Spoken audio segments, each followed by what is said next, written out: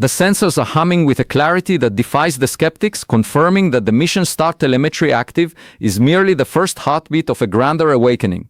When I first analyzed the anomalous trajectory of 1I/Oumuamua, I saw a deviation from a purely gravitational orbit, a signature that demanded a departure from the stagnant waters of conventional wisdom. Now, as 3I/Atlas approaches the Jovian gateway, we are witnessing the emergence of the interstellar precedent. This is not a random tumble through the cold vacuum. The light curve data indicates a geometry that is far too thin, far too reflective to be a mere nitrogen iceberg or a crumbling hydrogen snowflake. As it nears Jupiter, the massive planet's gravity well acts as a cosmic magnifying glass, a kinematic crucible where the object's true nature will be laid bare. If 3I/Atlas exhibits the same non-gravitational acceleration that I identified years ago, we must confront the reality that these are not coincidental anomalies, but a census of technological artifacts traversing our backyard. I look at the velocity vectors approaching 60 kilometers per second, and I see a propulsion mechanism that physics allows, but our imagination has long denied. The data streams are not just numbers, they are a direct challenge to the peer review echo chamber that favors the comfort of the known over the terrifying beauty of discovery. We are tracking a flat metallic sheen that pulses with a frequency suggesting a hollow structure of immense scale. By analyzing the thermal emission and the reflection of solar radiation during this critical Jupiter flyby, we move beyond the realm of maybe into the empirical territory of is.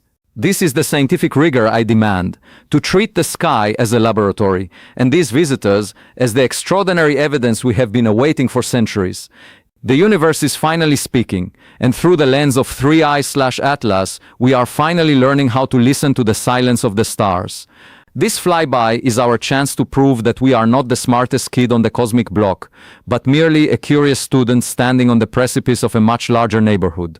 To understand 3I/Atlas, we must first look at its hyperbolic excess velocity, a metric that serves as a passport from the interstellar medium. Most objects in our solar system are bound to the sun, tracing elliptical paths of predictable routine, but 3I/Atlas enters our domain on a trajectory that is unmistakably unbound. Its orbital eccentricity exceeds 1.2, a mathematical certainty that this visitor originated in a distant nursery, perhaps ejected by a star system we have yet to name. As it traverses the Jovian threshold, my focus shifts to the light curve, the heartbeat of the data. A typical asteroid exhibits a modest variation in brightness as it tumbles, but the data for 3I/Atlas shows extreme fluctuations, implying an aspect ratio that is nearly 10:1. This is not the profile of a sphere or a potato, it is the signature of a thin sheet, a sail, or a discarded casing of immense scale. When we apply the laws of radiative pressure, we see that the sun's photons are pushing this object with a force that far exceeds what gravity alone would dictate. Conventionalists might suggest a jet of gas, yet our high-resolution spectroscopic sensors show no trace of carbon monoxide, no water vapor, and no dust tail. The absence of outgassing is the smoking gun. If there is no propellant, the acceleration must be a result of the object's surface area to mass ratio. I am looking at the infrared signatures captured by our deep space arrays, and they reveal a thermal equilibrium that suggests a metallic composition rather than rocky silicate. We are tracking a physical anomaly that defies the standard classifications of the Minor Planet Center. To call this a comet is to ignore the data in favor of a comfortable lie. We must analyze the polarization of reflected sunlight. If the light is highly polarized, it confirms a smooth artificial surface rather than the porous regolith of a natural body. Every photon we collect is a piece of a puzzle that points away from nature and toward intent. This is the rigorous path I have chosen, to follow the evidence no matter how much it disrupts the established dogma of my peers. We are not just observing a rock, we are conducting a forensic analysis of a technological messenger that has traveled light years to reach our sensors. The hyperbolic trajectory is not just a path, it is a declaration of independence from our local physics. This independence is tested most rigorously as 3I/Atlas approaches the Jovian system, the massive sentinel of our solar neighborhood. Jupiter's gravity is not merely a force, it is a prism through which we can refract the true nature of any interloper. I view this gas giant as a grand laboratory, a scale upon which we can weigh the anomalies of this object. As it enters the Jovian Hill sphere, the sheer magnitude of the planet's mass, 318 times that of Earth, creates a gravitational gradient that would tear a fragile, loosely bound dust bunny comet to pieces. If 3I/Atlas survives this encounter without fragmentation, it reinforces my hypothesis of structural integrity far beyond that of a natural conglomerate. I am meticulously monitoring the orbital perturbations. A natural rock follows a predictable path dictated by the inverse square law, but an object with a high surface area to mass ratio will exhibit subtle, non-gravitational deviations, even here in the deep well of the giant.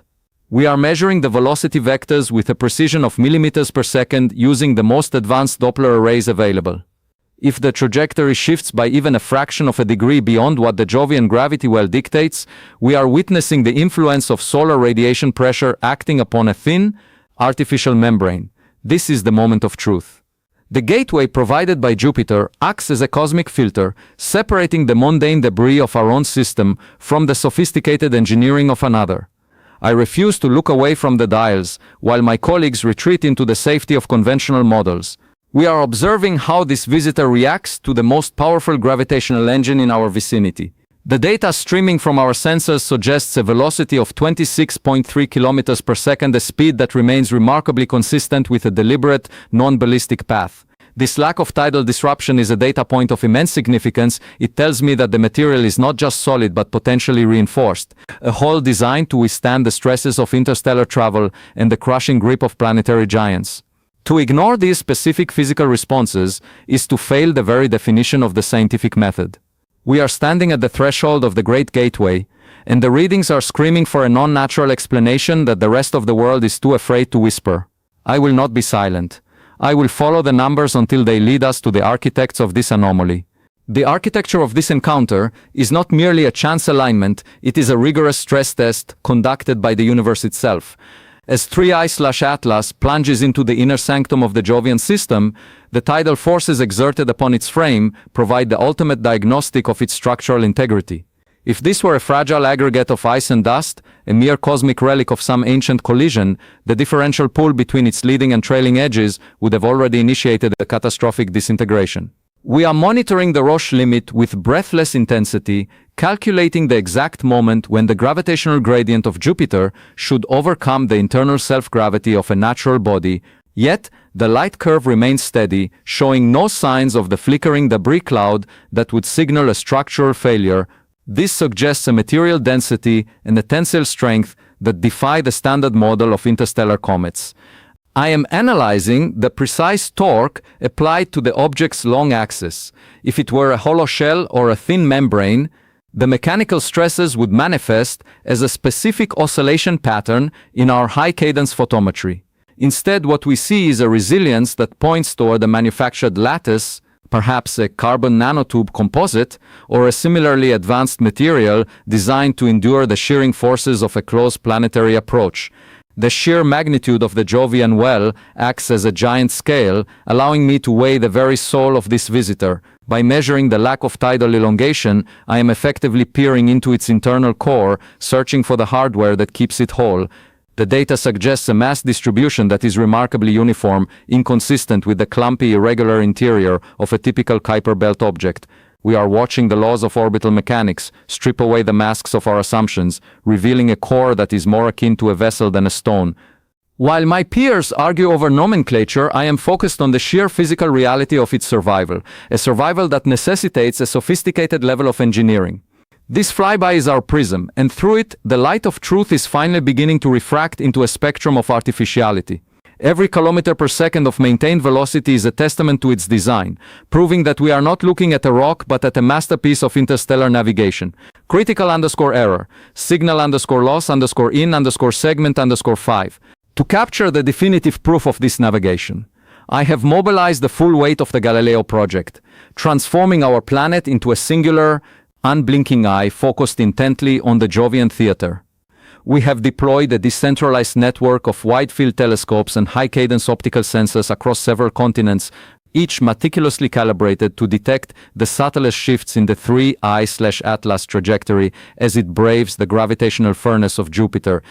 Our global tracking network is now live, streaming terabytes of multispectral data into our centralized processing hubs. We are not merely looking for reflected light, we are hunting for the technological signatures that the mainstream academic community has ignored for far too long. I am monitoring the infrared spectrum for any sign of thermal dissipation that would indicate active propulsion or internal heat regulation within the object. If 3I/Atlas is indeed a functional probe, its transit through Jupiter's intense radiation belts should trigger detectable electromagnetic echoes, and we have positioned our sensors to catch every flicker of that response. We have integrated phased array radar systems to map its surface with centimeter-level precision, seeking out the geometric irregularities and flat surfaces that nature simply does not produce on its own. My team is analyzing the Doppler shifts in the reflected sunlight, looking for high-frequency oscillations that might suggest a rotating internal structure or a modular hull design. The critics demand extraordinary evidence, and through this coordinated global response, I am providing the rigorous machinery required to find it. We are bypassing the gatekeepers of traditional astronomy by utilizing a transparent, data-driven approach that relies on the cold, hard logic of instrumentation rather than the comforts of outdated prejudices. The 3I/Atlas transit is not just a celestial event, it is a trial for our species' readiness to acknowledge an intelligence greater than our own. As the object screams past the gas giant, our sensors are recording the friction between our current understanding of physics and the reality that suggests we are not the smartest kids on the block. Every photon we capture is a potential revelation, a pixel in a portrait of an interstellar visitor that was built, not born. We are watching history unfold in real time, through the lens of a scientific revolution that refuses to blink. The data streaming into our servers now represents the ultimate confrontation between theory and reality. As 3I/Atlas emerges from the gravitational shadow of Jupiter, our computers are running high-cadence simulations of its predicted trajectory based solely on the known laws of Newtonian and Einsteinian gravity. But the synthesis of our multispectral data reveals a glaring, undeniable anomaly. The object is not where it should be. We are seeing a deviation of several kilometers per second, a non-gravitational acceleration that cannot be explained by outgassing, as our sensors show no detectable cometary tail, no cyanide gas, and no carbon-based signatures in the surrounding vacuum. This is not a tumbling rock, it is a structure reacting to its environment with a precision that defies natural explanation. My analysis of the light curve shows a rhythmic high-frequency flickering that suggests a highly reflective, perhaps metallic, surface that maintains its structural orientation despite the massive tidal forces exerted by the gas giant. If this were a natural fragment of porous ice or fragile stone, the Roche limit of Jupiter would have shredded it into a trail of debris.